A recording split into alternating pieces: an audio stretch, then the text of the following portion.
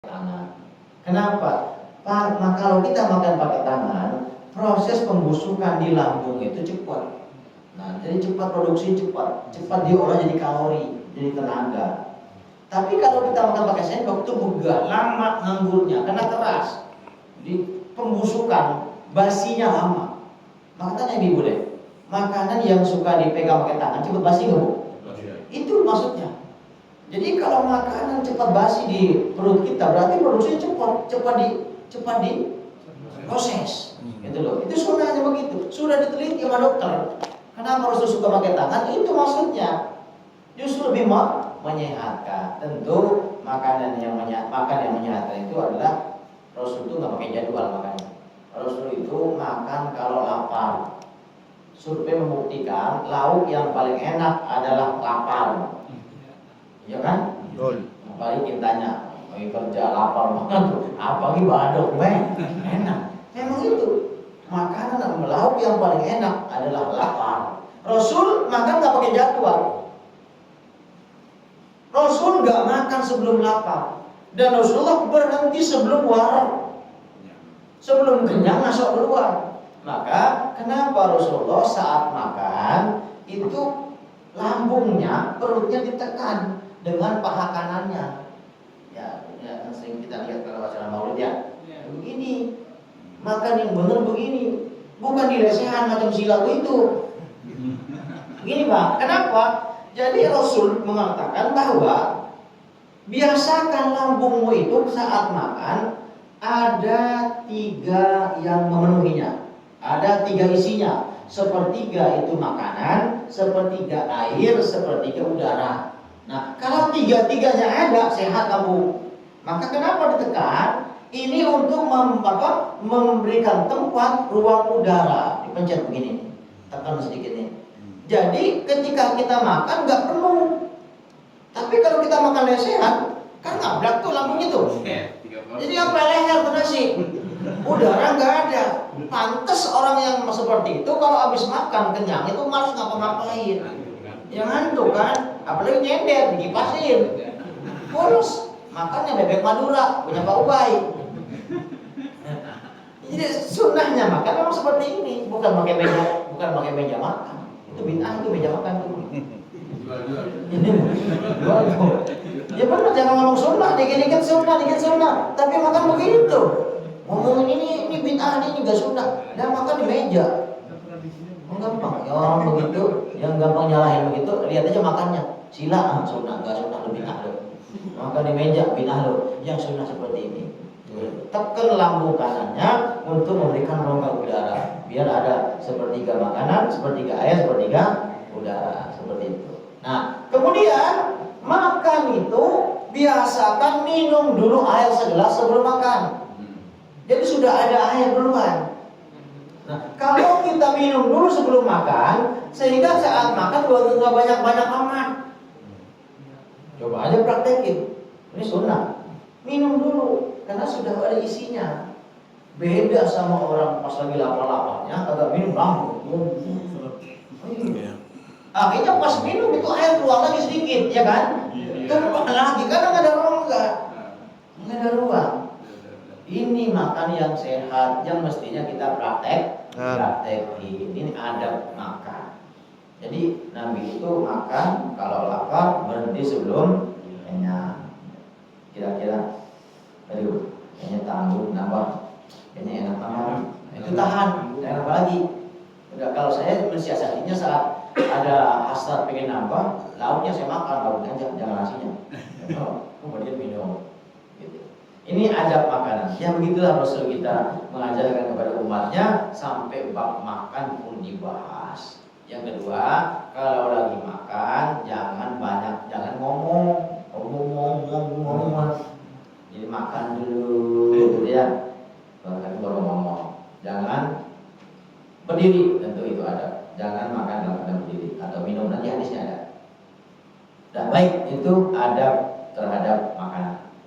Jadi itu sisa nasi itu jangan langsung dicuci tangannya, tapi dimakan dulu. Dimakan dulu, yang ada di tangan yang nempel, bahkan dijilat. Ya. Itu sehat.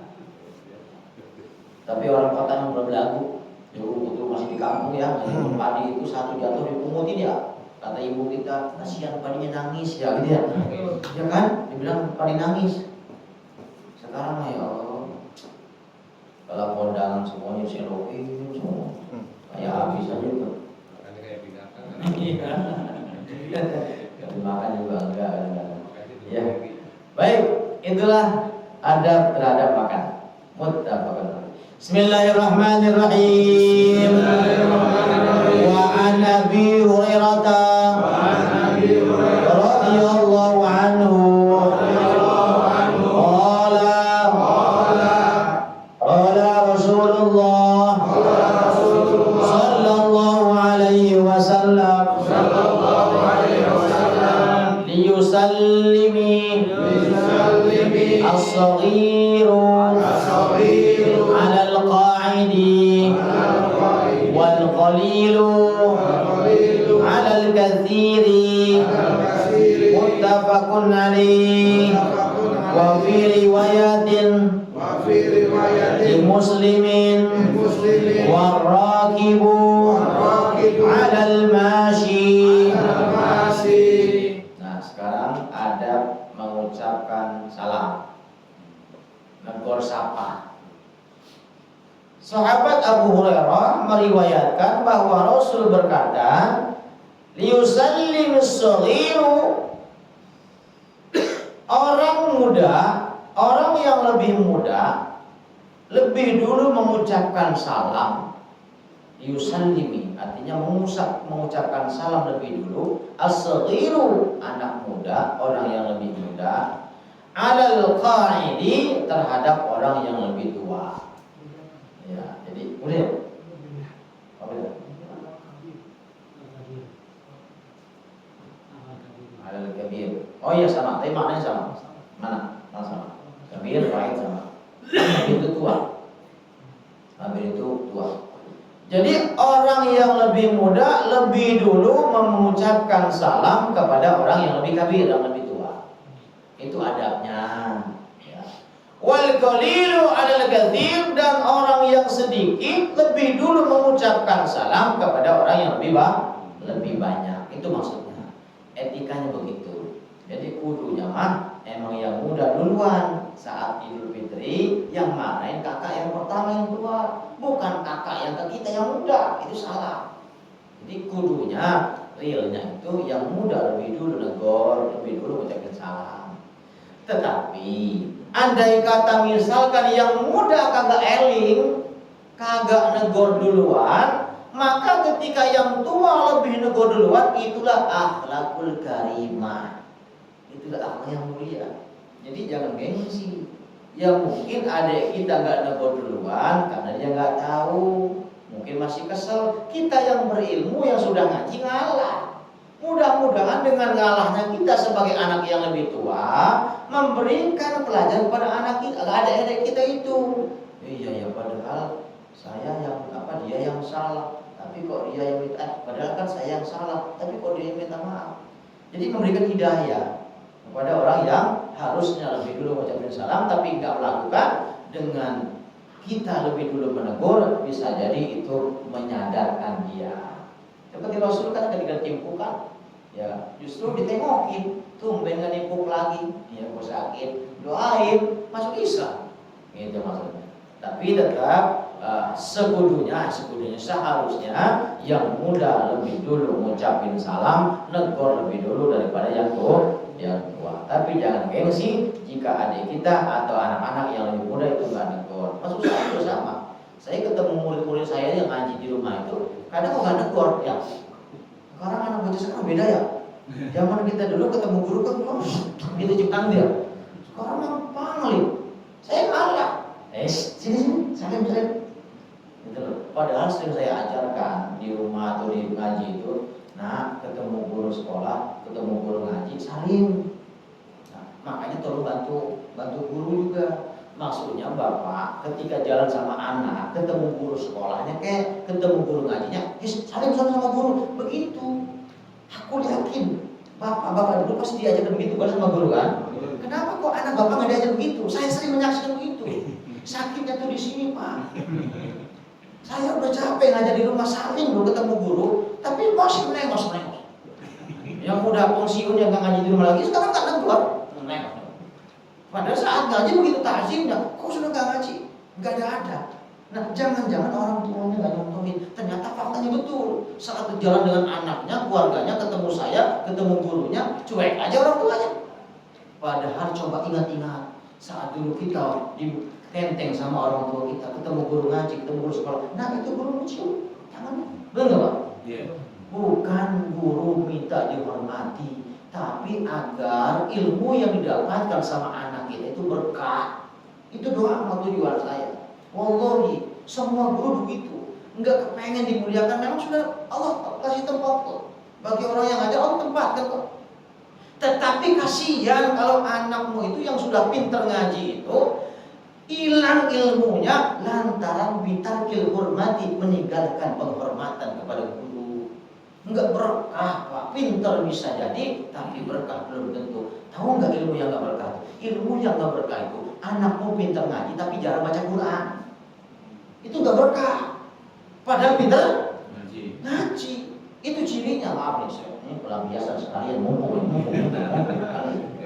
Bukan hanya guru ngaji, guru sekolah juga sama, Pak. Kita nenteng anak kita ketemu guru sekolah, anak kita jorokin, saling guru. Jangan melengos begitu. Maka orang tua tolong bantu guru-guru juga agar anak kita yang sudah ngaji, sudah belajar di sekolah itu ilmunya manfaat dan barokah. Yang punten ya. Karena saya merasakan, saya itu boleh cari sendiri. Bukan saya minta dicium tangan, bukan. Agar anak nanti dapat ilmu yang barokah, manfaat. Maka coba ingat-ingat dulu saya pernah sampaikan. Coba muhasabah. Kita ini kan udah pada bisa baca Quran, tapi pada ogah baca Quran. Jangan-jangan kita ini melupakan siapa yang mengajarkan alif batas haji kepada kita. Jangan-jangan kayak gitu. Coba pikir. Berapa kali menyebut nama guru saat kita berdoa sehari semalam? So, ayo. Kalau orang tua pasti doakan, tapi orang tua kedua kita pernah nggak disebut sehari sekali aja di dalam doa? Enggak kan? Paling lebaran pulang kampung itu kalau ketemu kan? Bagaimana mungkin kita mau rajin ibadah? Gimana mungkin kita mau baca Quran? Wong yang ngajarin alif batas saja kita lupakan. Pantes ilmunya gak berkah. Pintar ngaji, bisa baca Quran tapi jarang baca. Kenapa? Yang ngajarin kita bisa Quran dilupain. Malah tergila-gila dengan yang sekarang. Padahal yang sekarang bukan guru kita, cuma apa? Ngaji kuping doang. Yang ngaji benar tuh yang alif batas aja itu, alif patah a, alif kasroi, alif doma u a i u, ma patah mata patata, ma doma hu matamu. Itu guru. Itu guru besar itu. Bukan yang ngasih tausiah. Macam saya bukan guru besar, Pak. Maka maaf, jangan dianggap saya guru besar. Guru besar kita itu yang ngajarin bapak ibu sholat, yang ngajarin bapak ibu wudu, yang ngajarin mandi junub, yang ngajarin baca Quran. Itu guru besar kita. Saya pernah nangis ketika pulang kampung, ditanya sama kiai kampung, Ustaz Zidan, siapa guru besarmu? Kasih dosen saya, salah. Siapa? Itu Umar guru kampung yang mengajarkan alif batas ini pakai lampu damar, yang pakai apa namanya? Pakai linting gitu kan ya. Itu guru kita yang kalau ngaji kita pada cemong. Ternyata itulah benar guru saya. Yang sebetulnya kita bikin dulu semua kayak rotan. Nah sekarang guru yang pegang rotan itu berapa kali disebut dalam doa? Itu Pak Ibu, jangan-jangan kita yang gak berkah ilmunya. Maka saya sadar, oh iya, jangan-jangan saya malas ibadah padahal bisa, karena lupa siapa mereka. Lupa siapa yang mengajarkan kita mengenalkan Al-Quran, mengenalkan huruf hijaiyah, alif batas saja dan seterusnya. Ayolah kita sama-sama eling. Kalau ingin berkah, muliakan ilmu dan muliakan siapa yang menyampaikan ilmu. Saudara mudik sudah pulang kampung ya, cari gurunya. Yang udah meninggal, ziarahi. Nggak tahu kuburannya, kirim Fatihah. Nah baik, sampai mana tadi? Salam.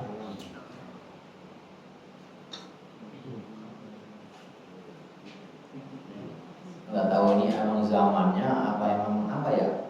Begitu. Kebanyakan anak itu mau anak sekolah, anak ngaji itu ya lupa kalau udah nggak sekolah, udah ngaji lupa guru. Padahal harusnya itu dilestarikan. Lebaran suruh tengok guru sekolahnya, guru ngajinya tengokin begitu. Giring anak kita jangan disuruh. Yo main sana yuk katanya. Kalau jadi kampung mah dulu nggak bayar tuh. Sekolah maka saya terapkan Pak. Saya ngaji itu nggak pernah bayaran, nggak pernah minta bayaran. Karena saya dulu ngaji begitu gratis juga. Saya eling-eling orang tuanya aja, saya eling-eling. Ya, kalau sadar ya ngasih, kalau nggak nggak apa-apa gitu. Ternyata lebih berkah. Ketika bapak saya dulu panen cabai, bawa cabai sebakul, ini antar ke gurumu gitu ya. Iya begitu dulu. Tapi kenapa bapak nggak segitu sekarang mananya? Ada praktek, ya mas. Terhenti ilmunya terhenti di bapak doang. Anaknya nggak diajarin. Aja. Bukan saya ngemis enggak. Misalkan Ustaz minta dibawa sirup enggak. Nah, baik. Kemudian wal qalilu 'ala katsir, orang-orang yang lebih sedikit siogianya lebih dulu mengucapkan salam kepada orang yang lebih banyak. Itu maksudnya. Contoh saya tamu nih, ada orang banyak, assalamualaikum, lebih dulu ucapin salam. Jangan nunggu orang yang lebih banyak ucapin salam. Jadi yang sedikit lebih dulu mengucapkan salam. Tapi andai kata yang sedikit itu lalai, lupa nggak mengucapkan salam, yang nggak ada salahnya. Kalau yang lebih banyak lebih dulu mengucapkan salam. Jadi jangan kaku jadi orang. Emang mungkin lu duluan, lu kan lebih muda dari gua. Nah, itu gengsi udah. Ya boleh kalau dia lupa kita ingatkan dengan cara kita yang alam lebih dulu mengucapkan salam. Kemudian wa fi riwayatin li Muslim, dalam riwayat Muslim dikatakan waraqibu, orang yang naik kendaraan, 'alal masyi, lebih dulu mengucapin salam, lebih dulu negor kepada orang yang jalan kaki. Nah, ini remeh-temeh, tapi penting Rasul ngajarin, dan banyak orang yang gak praktekin, lewat-lewat aja ngomong gitu ya. Jadi emang udah diajarin di kitab hadis bahwa kalau kita naik kendaraan, ada orang yang nongkrong jalan kaki, kita yang tegur, permisi, assalamualaikum, jangan kayak gede bong kanyut. Aduh, kadang-kadang saya yakin kok bapak-bapak kalau tinggal di kampung nggak begitu. Tapi kenapa ya kok ditinggal perumahan kayak begitu? Dia apa merasa hebat gitu? Anak komplek. Janganlah. Kita boleh tinggal di perumahan, tapi adab kampung tetap dibawa dong. Tetap tegur sapa, jangan lengos-lengos. Gitu loh. Permisi Pak, permisi Bu, kan enak ya. Ngelihat wajah gitu, permisi. Ini tetanggaan nggak kayak nggak kenal. Angel wes, angel. Aduh, survei membuktikan tidak ada manusia ketika dia mati dewek, nguburin dewek nggak ada. Tetap butuh tetangga, tetap butuh orang. Takutnya ketika Anda tidak bersosialisasi, tidak bergaul dengan tetangga, suatu saat butuh bantuan, Anda malu minta tolong. Iya kan? Pasti kan? Karena nggak gaul. Ngapa sih, apa yang perlu digengsikan? Kaya juga, siapa sih kayamu? Hah? Emang siapa kayamu siapa? Takaran kaya orang kaya gereja itu kan banyak macam Pak Eko yang paling kaya. Segitu doang. Ya makanya maaf, kenapa ya kok kita tinggal di perumahan tuh gengsinya luar biasa. Tetangga ngebangun, tetangga beli mobil stres, tetangga ngebangun mati. Apa? Itu mau dicari apa? Ngapa ngararium? Makanya Pak, kalau kita ingin hidup enak di di manapun kita, ya ngararium bareng-bareng terus apa, ya mengisi bebas kebetulan, sih enak ya, beda rasanya dibanding. Coba aja rasakan deh, kita tegur sapa dengan kita diam-diaman enak mana? Enak tegur sapa, tapi kok pada begitu? RT sono sama RT sono. Bukan dengan nyebut nama, hanya nyebut angka. RT sono. Apa yang mau digengsiin? Siapa lu? Ngalah apa sih? Gitu loh. Jangan ini gua keakuannya, ya Allah. Saya sering sampaikan. Kalau kita sombong, apalagi kalau saya bawa jamaah lagi sedang bawa pakai ihram kan, dari Mikor dari Ali di Madinah tuh sampai di Makkah tuh saya ceramahin. Mumpung lagi pada pakai ihram. Tuh tanya Pak Ade, pakai ihram 2 helai 2. Inilah kita sebenarnya Pak. Kita ngadap Allah nggak bawa apa-apa, ya kan? Nggak ada bintang 4, bintang 7 di pundak, nggak ada. Ihram semua. Nggak ada yang ihram pakai manggul pajero, nggak ada. Ada orang ihram manggul pajero, nggak ada? Nggak ada. Atau topi yang ada bintang-bintangnya ada nggak? Nggak boleh, dan ada kita. Inilah kita, apa yang mesti sombongin? Kalau kita sombong karena harta kita, ingat Korun kurang kaya apa? Ditelan bumi, ada nyungsepin. Kalau Anda sombong karena Anda kuat, karena Anda hebat, karena Anda pejabat, kurang hebat apa Firaun? Tenggelam laut merah. Kalau Anda sombong karena ilmu, karena alim, rajin ibadah, iblis kurang hebat apa? Udah pinter, rajin ibadah, neraka, dilaknat sama Allah. Nah, nggak ada yang patut kita sombongkan. Maka ayolah bertegur sapa, negur sama sesama. Suatu saat kita butuh mereka, apalagi kita hidup bareng-bareng sekomplek, ya kan ya? Apalagi bisa jidan, jangan dibenci, antar mati saya dipanggil. Dan kalau bisa jidan matu lagi, kalau udah banyak nggak apa-apa. Ya bareng-bareng saja. Itu yang kaya itu cuma titipan doang. Ya ini kayak kan nitip ya, kata Allah ya, nitip ya, syukur nitip ya, nitip doang. Enggak ada yang mesti kita sombong. Belajarlah kepada tukang parkir, banyak mobil tidak sombong, mobilnya hilang kagak bersedih, maka jadilah tukang parkir. Kenapa? Titipan kan? Lemon dititipin. Ya kaya begitu, makanya wah orang kaya sini yang sombong sini. Hartamu itu titipan doang, ya kan? Suatu saat diambil sama yang nitip, yang punya. Maka kalau kita merasa ditipin, saat kita kehilangan biasa-biasa aja lah, bukan punya saya, titipan. Begitu. Tapi ketika barang titipan rusak, yang punya marah, ya kan? Ketika harta Allah titipkan, nyata kita tidak amanah, Allah marah. Jangan salah. Kalau Allah kasih ini, kasih itu, kasih cobaan yang berat, karena kita tidak amanah, manakala dititipkan harta. Ya, baik. Dari saya, satu lagi lah.